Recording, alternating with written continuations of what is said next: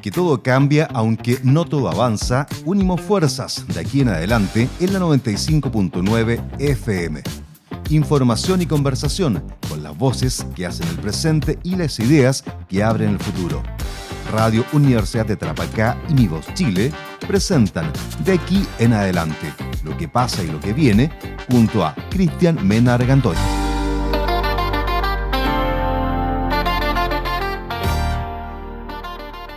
¿Cómo están? Bienvenidos, bienvenidas a esta edición de Aquí en Adelante, versión fin de semana. Así que tendremos para hoy harta conversación, por partida doble de hecho. Vamos a estar conversando con la directora de Junji Arica y Parinacota, subrogante, Lailén González, sobre la nueva manera de inscribirse o de inscribir a los niños y niñas en los establecimientos públicos a través del multipostulador. También estaremos conversando con Luis Jiménez, abogado de Moda Tima, sobre diferentes temas medioambientales, sobre todo el de Kiburax, que está ubicado aquí en el salar de Surire de Arica y Parinacota, que también ha concitado la atención nacional. Así que está la mesa servida, vamos a hablar harto. Pero antes vamos a partir con punto de vista con el editorial. Sí, porque a mitad de semana hubo cambio de gabinete, así que lo analizamos a continuación aquí en la 95.9.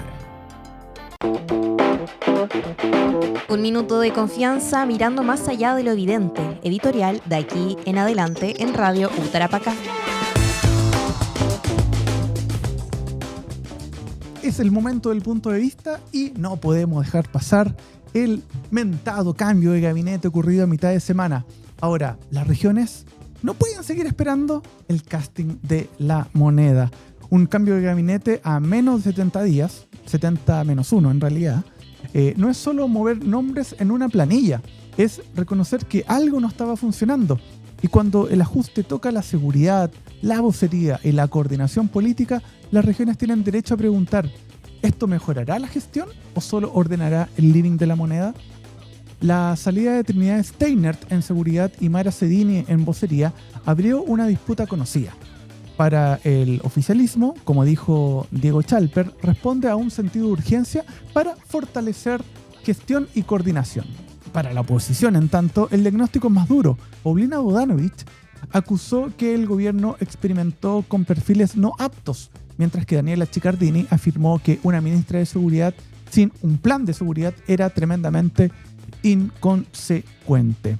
Desde el Partido de la Gente, Sandra Parisi leyó el cambio como señal de que existen desafíos que requieren corregir el rumbo. Y ahí aparece el punto central. Corregir no puede ser solo cambiar rostros, sino cambiar método también. Porque desde Arica, Antofagasta, Los Ríos o Biobío, la urgencia no es el equilibrio interno del gabinete. Es seguridad fronteriza, crimen organizado, conectividad, inversión que muchas veces está detenida, seremías debilitadas y delegaciones con más incertidumbre que poder real. Esto se parece menos a una jugada de ajedrez y más a The Office. Mucho organigrama nuevo, mucha reunión, pero si nadie sabe quién decide, el territorio sigue esperando.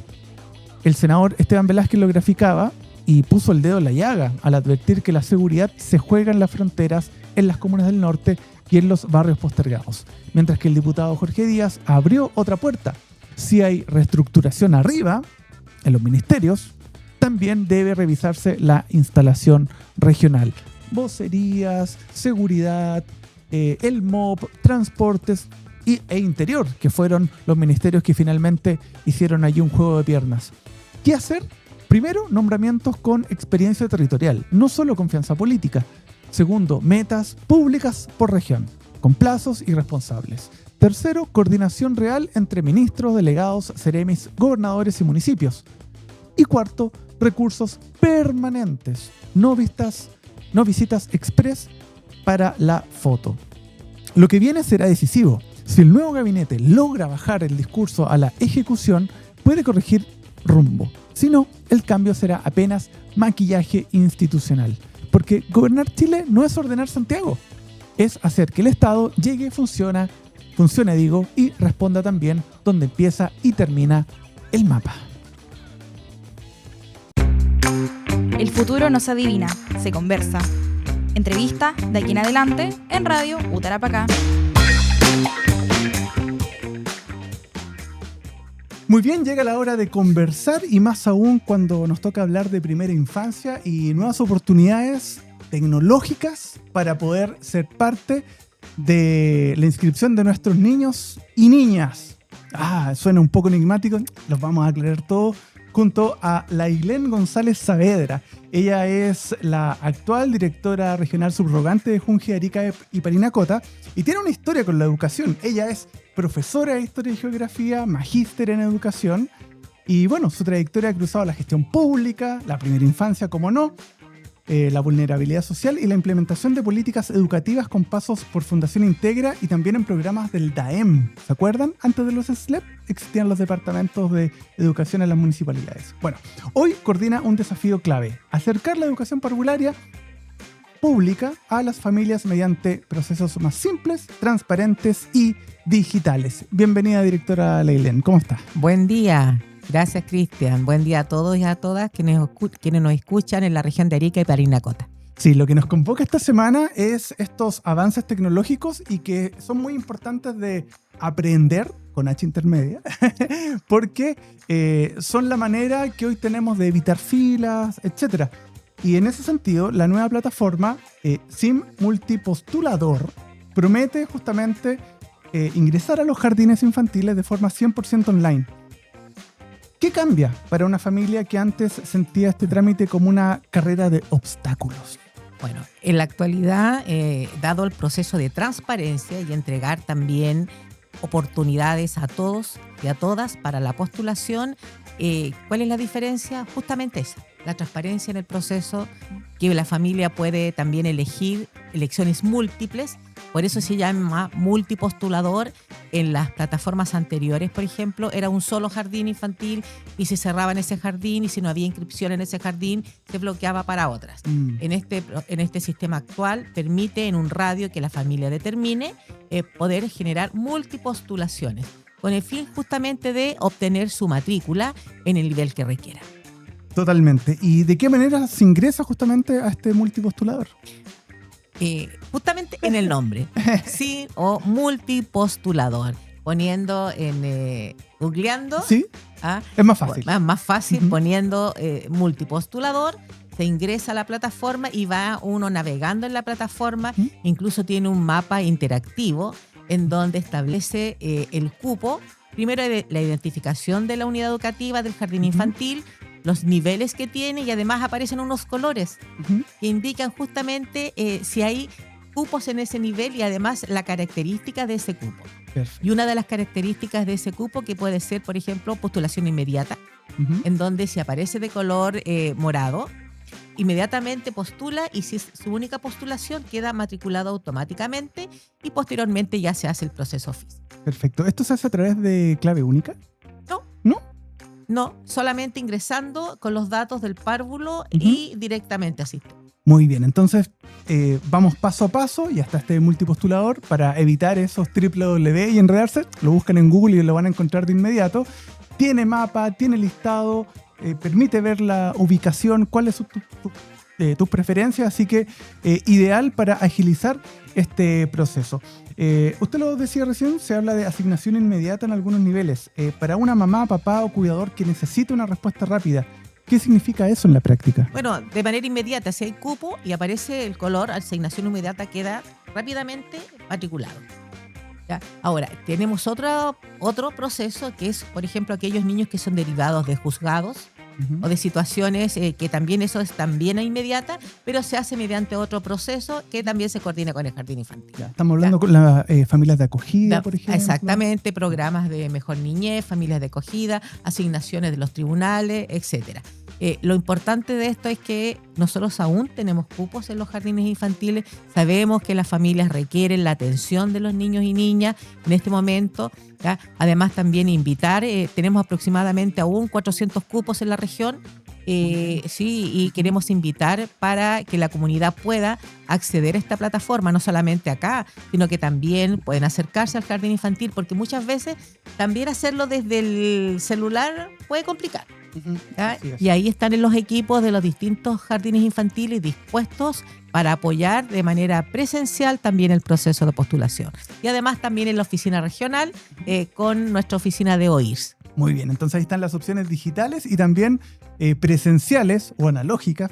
Lo importante es que los chicos, justamente los niños, niñas, puedan ingresar porque así no solamente garantizan su educación, garantizan su alimentación y sabemos que en la primera infancia es donde se generan las brechas a futuro. Así es. Yo creo que lo que tú has mencionado, Cristian, es un tema que nosotros permanentemente lo decimos, ¿ah?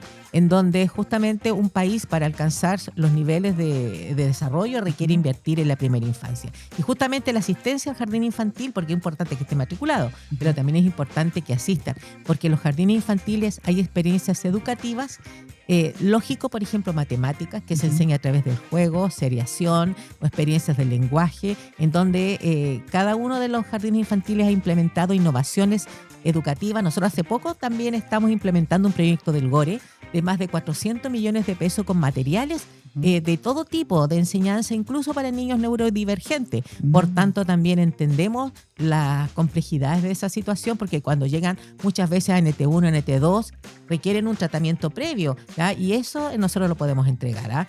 Hay una disposición de personal, como tú mencionabas, alimentación, pero también material de enseñanza y un personal de primera calidad, los técnicos, las educadoras de párvulo que se han capacitado, donde entregan justamente experiencias desafiantes. Yo el otro día estuve en una actividad. ¿Sí?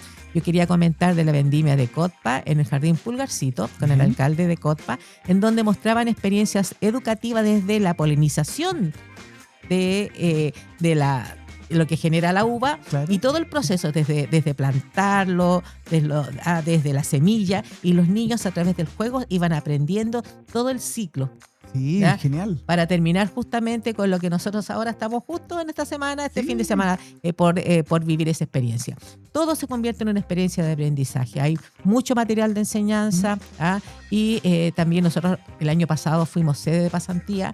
Hay equipos que están muy técnicamente, con muchos elementos técnicos para poder entregar desafíos a los niños también, y niñas y las familias. Totalmente, yo me saco el sombrero por las educadoras porque justamente hacer que los niños aprendan a través del juego es un desafío. Hoy día las mamás o los papás o los hermanos más grandes, cuando les toca cuidar a un chico, a los 5 minutos pierden la paciencia y le pasan el teléfono.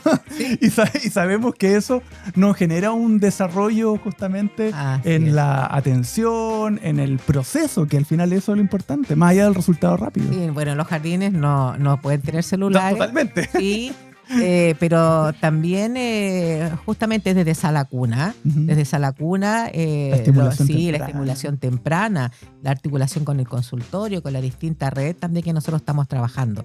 Por eso que es importante justamente, ya de que existen estas vacantes, poder en el corto plazo poder incorporar más matrícula, porque sabemos también que está la necesidad en las familias de la región. Claro, y qué importante tener esa conectividad con su entorno, porque así la naturaleza, me estoy remitiendo al ejemplo que daba de Encotpa, permite efectivamente cuidarlo como algo parte de nuestra vida y no algo como ajeno, etcétera. El miércoles pasado, el 20, fue el Día de las Abejas. Sí. Así que también ahí, para que busquen estuvimos de verdad la sintonía en el tema. Sí, sintonía y también la importancia. Bueno, sabemos que Arica y Parinacota es una ciudad fronteriza, multicultural, y también tenemos características bien especiales. Tenemos 2 valles donde hay muchos trabajadores, también hay muchos niños, tenemos el altiplano, y también tenemos familias de distintas nacionalidades. Sí. ¿Cómo funciona este proceso para ellos también, para quienes son migrantes y que están buscando vivir y desarrollarse aquí en nuestro país? Primero yo quiero aclarar un juicio que se ha emitido que, por ejemplo, Fungi atiende muchas familias migrantes. No es así. Me parece que es un 2% que tenemos. Este proceso de acceso es igual para todo el mundo. Nuevamente repetimos, el sistema, el celular. Ahora, en las comunas rurales nosotros tenemos otra modalidad, que son los jardines alternativos. Bien. Y esos jardines tienen también estos procesos de postulación, pero como dado que la población infantil es más pequeña, tienden a permanecer en este sistema. ¿Ya? Pero para los jardines clásicos, que son los que nosotros estamos trabajando, es hacerlo mediante este sistema. ¿Por qué? Porque estamos en el principio de la transparencia del proceso. Aquí es contar todos con las mismas condiciones, justamente a través de este sistema que establece los elementos para eso. Súper. Y para ir terminando esta conversación y esta guía al final de cuentas de poder que los niños y niñas puedan tener un desarrollo temprano a través de los establecimientos Junji. Bueno, usted ha trabajado por años en primera infancia, vulnerabilidad social, más allá de esta plataforma que agiliza y facilita un montón. ¿Qué le diría a una familia que todavía duda en postular a su hijo, hija o niño, niña a cargo a la educación parvularia pública? Porque muchos dicen voy a esperar, voy a buscar quizá un lugar privado o subvencionado. Bueno. Pero acá hay vacantes y la educación es reconocida en Latinoamérica en este nivel. Y los jardines Junji yo le diría que los jardines Junji tienen estándares de alta calidad. Que vaya a visitarlos, que vayan a ver los espacios físicos de los jardines infantiles. Por ejemplo, tenemos Punta Norte, ¿tá? De una inversión de más de 3.000 millones de pesos, que es realmente en infraestructura. Si un papá tiene algunas aprehensiones, que nos vayan a ver. Nuestras infraestructuras están en excelentes condiciones, ¿tá? Con espacios físicos adecuados para los niños. Lo mencionaba con el material de enseñanza de vanguardia. ¿Quién tiene material para neurodivergentes? Yo pregunto, ¿quién tiene material para neurodivergentes? Sabemos que los niños, cuando están en estos espacios de crisis, a veces justamente se contienen desde el juego y desde el material que están habilitados en los jardines infantiles. Que nos vayan a ver. Eso. Que nos vayan a ver, que vayan a visitar los jardines infantiles, que conozcan la experiencia también de otros párvulos y de otras familias que han apostado justamente por iniciar este proceso. No es escolarización, porque no es escolarización, es un proceso de educación inicial y que genera mucha rentabilidad a todos los aspectos. Yo he escuchado, yo recuerdo, por ejemplo, una familia, porque yo siempre en los actos me pongo a escuchar todo. Y una familia observaba una experiencia educativa de Violeta Parra. Y la familia decía, mi hijo me está pidiendo que yo ahora lea y que estudie porque me pide hablar de los planetas, me pide hablar de poetas, de cantantes chilenos, y he tenido que volver a estudiar.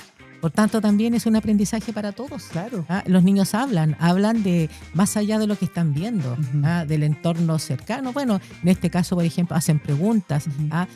¿Qué es la polinización? ¿Por qué la abeja hace esto? Y justamente esas respuestas hacen que se desarrollen experiencias distintas en el cerebro y permitan justamente conexiones neuronales que en el futuro nos van a aprender justamente a pensar y resolver problemas en la vida. Claro. De no solamente buscar y esperar una solución, y eso es una función cognitiva superior y que se desarrolla desde la temprana edad. De todas maneras, y nos ayuda a nosotros los adultos que a veces ya olvidamos la semilla de la curiosidad, a que a través de los niños nos revitalizamos y nos redescubrimos. Queremos agradecerle la visita, directora Lailén, por haber estado aquí en Radio Universidad de Tarapacá y bueno, y que entren al multipostulador que además está extendiendo en distintas regiones de Chile para toda la audiencia de Mi Voz. Muchas gracias. Muchas gracias también. Hasta la próxima. El futuro no se adivina, se conversa. Entrevista de aquí en adelante en Radio Tarapacá. Muy bien, ya es hora de conversar y los temas medioambientales siempre han sido un eje aquí en el informativo y en esta ocasión tenemos la oportunidad de conocer un punto de vista, también la participación de Luis Jiménez. Él es abogado, parte de una de las comunidades indígenas que respalda la demanda del Consejo de Defensa del Estado en el caso Quiborax. Bueno, su voz justamente cruza derecho, territorio y justicia ambiental. Y como sabemos, Arica y Parinacota es una región donde el litio vuelve a instalar promesas de desarrollo y Luis representa la pregunta que muchas veces incomoda pero que es muy necesaria. ¿Quién gana? ¿Quién decide? ¿Y qué pasa con las comunidades de Ancuta y Guayatire? Bienvenido, Luis, ¿cómo estás? Y bueno, Kamisaraki, Quilatanaka, Coyacanaka, a todos quienes nos escuchan, un placer estar acá hablando de un tema que yo creo que mucha gente sabe. O sea, Quiborax está desde hace más de 40 años en el Salar de Surire, pero extrañamente o curiosamente poco se habla en la prensa, ¿no? Como que uno se resignó a que las cosas son así y así deben ser. Y justo ahora con la demanda del Consejo de Defensa del Estado vino a remestrar, tuvieron que venir de afuera. también me parece muy curioso, para que este tema pase a ser noticia regional, Claro. nacional también. Claro, quizás pasa que somos muy urbanos y claro, Parinacota está un poquito lejos y también el Tribunal Ambiental está en Antofagasta, entonces como que todo nos aleja del tema, pero como bien dices tú, es necesario plantearlo. Esta semana el gobierno presenta el contrato especial de operación del litio y con Quiborax justamente la menciona como economía circular, porque procesaría el litio desde ripios históricos y no desde una nueva explotación directa del salar. El salar de Surire, hay que recordar.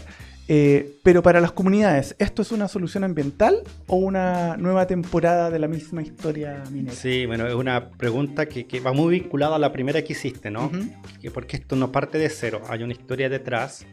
Quiborax, como les comentaba, hace más de 40 años está en la región y ahora está, que es una empresa, que ellos siempre dicen que es una empresa chica, pero si uno revisa los datos es la tercera productora mundial de ácido bórico en el mundo. ¿Ya? Y No es una pyme. No es una pyme, no, para nada. Y ellos están en el... Bueno, no sé si tú has ido al salar de Surire. No he tenido la oportunidad. No, es bastante agreste el camino, ¿ya? Ya. Pero es un paisaje prístino, pero digamos que uno de los grandes temas que hay detrás es que es un ecosistema frágil, único en el mundo, que es el hogar de 3 parinas, de 3 flamencos en Chile, y es declarado desde 1996 como sitio Ramsar, que es una categoría de protección internacional. O sea, es un ecosistema frágil, ¿no? Entonces ahí la pregunta que se hace uno es, ¿por qué Quiborax está esperando en el salar sin evaluación ambiental? La evaluación ambiental es una licencia, como un permiso que da el Estado que dice, mira, tú estás cumpliendo con la ley ambiental. Si cumples con la ley ambiental, hace tu proyecto, ¿no? Que es lo que pasa con Pampa Camarones, que pasa con otras empresas como Coyahuasi, en Tarapacá, etc. Pero Quiborax nunca ha obtenido esta licencia. Lo que ellos dicen es que en la década de los 80 tramitaron unos permisos mineros y con eso funciona. ¿Ya? Y es parte del juicio, ¿no? El juicio es, dado que hay un daño ambiental que es reparable y continuo, que eso casi no hay lugar a dudas porque todos los científicos, salvo aquellos que trabajan para Quiborax, pero todos han dicho que hay un daño que no se va a recuperar. O sea, el daño que ya está en el salar, queda en el salar. Es o no culpa o negligencia de Quiborax. Ese es el objeto del juicio. Y nosotros, como los que apoyamos la demanda que hizo el Consejo de Defensa del Estado, señalamos que al menos desde 1994, que entra en vigor la ley ambiental, Quiborax, por esta situación de fragilidad del ecosistema, con esta especial de que el hogar de 3 flamencos, de presencia de comunidades indígenas, debía obtener esta licencia ambiental y no le bastaban unos permisos mineros que fueron otorgados igual en los 80, o sea, con otra época, otro estándar, otra visión, y están pensando más que nada para otro mundo, no se hace cargo de componentes flora, fauna, humana, biótico, abiótico, el daño a la topografía, etc. Ese es el gran debate. ¿Por qué no obtuvieron esta licencia pudiendo hacerlo? Porque la ley le daba el mecanismo, ¿no? Dice, usted puede someter su proyecto a la evaluación ambiental. Y ellos dicen, no, que como somos una empresa chica, someternos a este proceso, vamos a ir a la quiebra. Y ya dijimos que no una pyme, digamos, ¿no? Y eso es como parte de la historia porque ahora ellos están pidiendo litio. Y algo que bueno, los que nos escuchan deben saber que estamos en un proceso de transición ecológica, justa, como le llaman.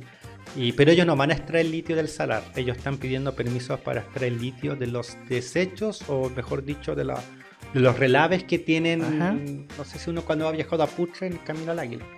Exacto. Ahí está. Bueno, este contrato, justamente lo que hablábamos recién, el CEOL, este contrato especial de operación del litio, permitiría procesar hasta 20.000 toneladas de carbonato de litio, equivalente a extenderse hasta el 2046.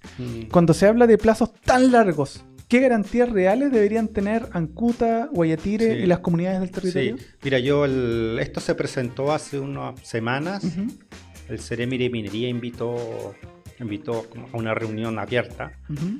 Y bueno, en el caso del Salar de Surire, volviendo aquí Borax, no es un misterio que hay comunidades que están a favor de la empresa y otros que estamos en contra de bueno, más que de la empresa, del proyecto en sí, Ujú.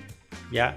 Porque es innegable que el Salar de Surire y la zona del altiplano en general hay un despoblamiento que se va acelerando cada año, ¿no? Y que Bora lanza este argumento que dan trabajo y empleo. Y hay gente de nuestro pueblo que trabaja para ello. Claro. Le entregan servicios de Sí, transporte. transporte básicamente, Sí. ¿no? Pero más allá de eso, y hablando así como hombre de leyes, uno puede decir, ¿sabe qué más? Mi empresa da trabajo, pero si incumplo la ley, no es excusa. Claro, No. o sea, tienen Y- que ponerse acorde a los estándares de la sociedad en democracia también, Sí. porque lo que decíamos que el origen también Mm. lo tuvo en los 80, donde Sí. todos sabemos que estábamos en dictadura. Pero esto es más sencillo. Ujú. Nosotros ¿Sí? somos mucho más, digamos, no tan exigentes. Decimos, Ujú. mira, cumplan con la ley, es lo mínimo. Y para eso se sometió el caso a tribunales. No es para, no hay una animadversión contra la empresa, ni contra los Un que árbitro, trabajan. como Un árbitro, corresponde, claro, cuando hay claro. desaveniencia. Mira, el kiosco, mira, aquí la gente sabrá que los caminos son, las calles, las plazas son de uso público, ¿no? Ante un kiosquero pide un permiso a la municipalidad, o sea, como aquí ahora no va a tramitar los permisos que la ley exige. Pero para eso es lo que está en debate. Y para las comunidades, bueno, el litio es como una continuación, ¿no? Claro. Porque ellos dicen, mire, por muchos años extrajeron estos minerales Sí. en el Salar de Suride, no le consultaron a nadie, no se cumplió con la ley indígena, con el convenio 169, llegaron, los transportaron en camiones. Las comunidades hemos tenido que soportar los impactos ambientales porque Ancuta, Guayotire, si bien no están en el salar mismo, ellos sufren con el tema del... Mira, para transportar los minerales que están en el salar hasta la planta del Águila, llegaron hasta ver 70 camiones al día. Wow. Como el pavimento, el camino no está pavimentado, Sí. levantan polvo y esos polvos llegan a los pastizales. Y los pastizales los animales comen. Entonces cuando un comunero hablaba que cuando le estaba faenando a su animal, Sí, se encontró con piedra y polvo en el estómago. claro. Y entonces, por años, o sea, más de 40 años han tenido que soportar, y ahora aquí Borac, digamos, de lo que yo escuché también en la reunión, como que quiere eludir todo compromiso con las comunidades, con las regiones, al explotar su sustancia en el Águila, Ajá. sin consulta indígena, sin evaluación ambiental, sin nada. A través de este contrato especial de operación, y nosotros esperamos que las autoridades tomen en cuenta la historia al momento de que si le van a autorizar, cumplan con cierta exigencia, porque haya Claro. consulta indígena, que se hagan cargo del daño que hicieron en el Salar de Surire, etc. Ujú. Bueno, Claro, ahí está el convenio de la OIT que también Exactamente. que hay que hacer cumplir. Bueno, todo esto dentro del contexto de la promesa del litio verde, que sí. se le llama justamente Sí. porque no sería una nueva... Sí, pero nosotros como instalación. ancuteños, como guayotirenses, yo Ajá. quiero reiterar con lo que hablo con mis tíos, yo insisto que no estamos en contra del desarrollo, que es algo que demandan las comunidades. No están en contra de toda empresa, ¿no? Pero si una empresa ve un territorio indígena, Ujú. lo mínimo, pero mínimo, cumplan de buena fe con la ley y dejen algo para las comunidades y dejen algo para la región, ¿no? Y en el caso de Quibora, uno queda con la sensación que ellos sacaron minerales y no dejan nada. Nada colectivo, porque no pueden decir que esto es algo colectivo cuando contratan a gente nuestra en los camiones. Eso es parte de sus obligaciones laborales, Claro. ¿no? Pero algo mismo a la comunidad no se ha sentido que haya habido un aporte y al final ellos se van a ir, lo más probable, del salario en algún momento para seguir explotando la planta del Águila, y al final son las comunidades las que se quedan con todo el pasivo ambiental. De todas maneras, estamos conversando con Luis Jiménez, abogado, justamente parte de las comunidades indígenas que están ahí aledañas, Ancuta, Guayatire, y que forma parte de la demanda del Consejo de Defensa del Estado en el caso Quiborax. Para ir terminando, Luis, y agradeciéndote tu presencia, hablábamos recién, minería, inversión, contratos, tecnologías como parte de la promesa, pero es parte de la misma operación, no es algo que vaya a quedar ahí en el territorio. Entonces, ¿cómo se construye un modelo donde las comunidades efectivamente no sean extras de la película, sino protagonistas en las decisiones? Mira, yo creo que no hay que inventar tanto la rueda, hay que mirar modelos que han sido relativamente exitosos. Yo diría que lo mínimo, cumplir nuevamente de buena fe algo tan básico Ajá. como de buena fe cumplir con la ley. Si el convenio 169 te dice que tiene que haber consulta y participación indígena, que hay que reconocer que hay territorios que son territorios indígenas, que deben ser protegidos especialmente tomando en cuenta factores ambientales, culturales, hay que partir por ahí, ¿no? Y yo diría que algo que siempre quieren las comunidades es participar y que se les tome como un igual. Mira, Bien. nosotros estamos acá desde hace muchos años, históricamente, ancestralmente. Nosotros no estamos de prejuicio ni a favor ni en contra, pero tómenos en serio. Yo diría que eso es lo que uno escucha Claro. de todos los lados, ¿no? Y que no nos entraten con engaños, que no quieran enarbolar la perdida, ya coloquialmente, y ser partícipes para que al final del día las comunidades tomen una decisión informada.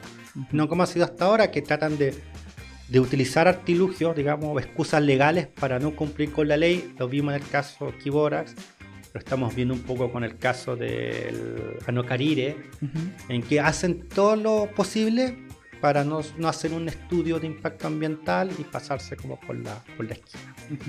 Yo diría que eso es lo fundamental para después pensar en otras Perfecto. cosas. Ya, pues ojalá que llegue a buen puerto esto, que el árbitro, quien está viendo este caso de Kiborax, llegue a buen término y se generen los puentes necesarios para que tanto la comunidad como la empresa se comuniquen, se vean como un igual y bueno, todo parte por asumir también, pues muchas veces el cambio pasa también por decir esto somos, esto es lo que hemos hecho y podemos hacerlo de una manera distinta y más armoniosa. Mira, la sentencia contra el caso de Kiborax en el Salar ya está judicializada, ¿cierto?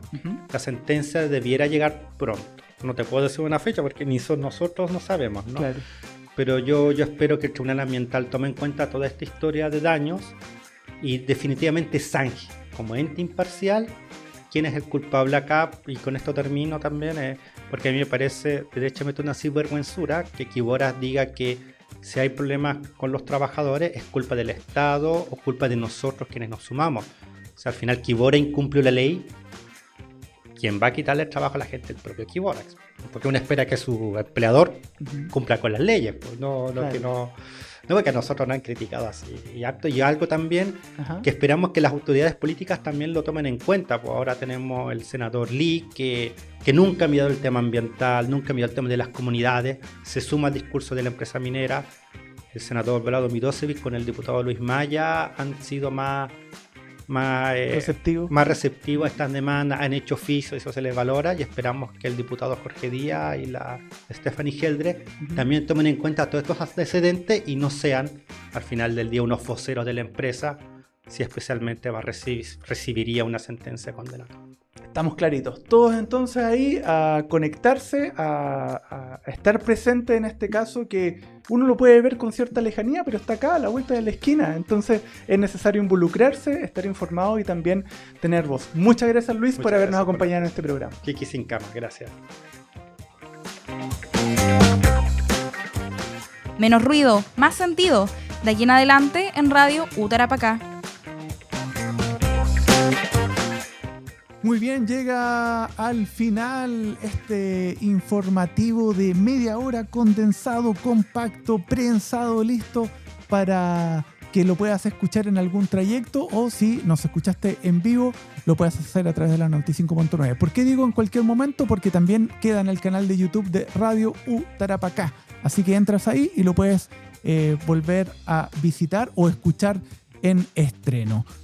Estuvimos hablando con la directora de Junji, subrogante Lailén González, sobre el nuevo multipostulador.